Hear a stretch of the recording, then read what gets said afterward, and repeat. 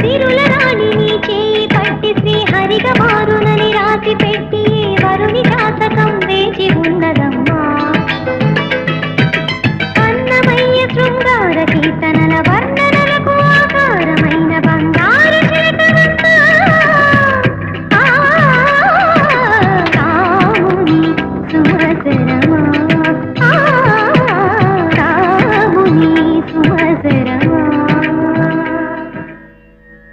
కదిలే వెన్నెల శిల్పమా, కలలే అలగను రూపమా, అనుమతి నడకట ఎదసడిలో అలకడి రేపే అపురూపమైన భావమా. చిలుకు తడికి చిగురు తొడుగు పువ్వమ్మా.